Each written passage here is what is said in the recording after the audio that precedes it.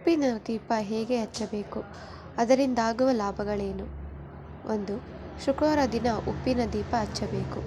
ಯಾಕೆಂದರೆ ಈ ದಿನದ ಪೂಜೆ ಕೆಲಸಗಳು ನಮಗೆ ಹಣ, ಸಂಪತ್ತು, ಸಮೃದ್ಧಿಯನ್ನು ತರುತ್ತದೆ ಎನ್ನುವ ನಂಬಿಕೆ ಇದೆ.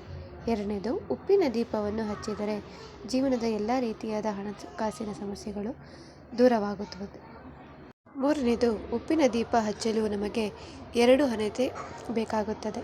4. ಹಣತೆಗೆ ಅರಿಶಿಣ ಹಚ್ಚಿ ಹಣತೆಯ 4 ಬದಿಗೆ ಕುಂಕುಮದ ಬೊಟ್ಟನ್ನಿರಿಸಿ ತಟ್ಟೆಯ ಮೇಲಿರಿಸಿ ಹಣತೆಯಲ್ಲಿ ದಪ್ಪ ಉಪ್ಪನ್ನು ಹಾಕಿ ಅದರ ಅಕ್ಕಪಕ್ಕ ಕೆಂಪು ಮತ್ತು ಅರಿಶಿಣ ಬಣ್ಣದ ಹೂವನ್ನು ಇರಿಸಬೇಕು.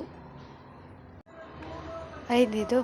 ಬಳಿಕ ಈ ದೊಡ್ಡದಾದ ಮಣ್ಣಿನ ಹಣತೆಯ ಮೇಲೆ ಚಿಕ್ಕ ಹಣತೆಯನ್ನು ಇರಿಸಿ ಇದಕ್ಕೂ ಅರಿಶಿಣ ಕುಂಕುಮ ಹಚ್ಚಿ ಅದಕ್ಕೆ ತುಪ್ಪ ಅಥವಾ ಎಣ್ಣೆ ಹಾಕಿ ಜೋಡಿ ಬತ್ತಿಗಳ ಹಾಕಿ ದೀಪ ಹಚ್ಚಬೇಕು.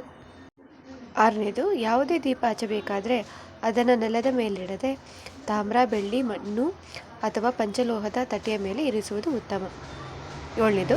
ಉಪ್ಪಿನ ದೀಪವನ್ನು ಕೂಡ ತಾಮ್ರ, ಬೆಳ್ಳಿ, ಮಣ್ಣು, ಪಂಚಲೋಹದ ತಟ್ಟೆ ಅಥವಾ ವೀಳ್ಯದೆಲೆ ಮೇಲೆ ಅಕ್ಕಿ ಹಾಕಿ ಇರಿಸಬೇಕು.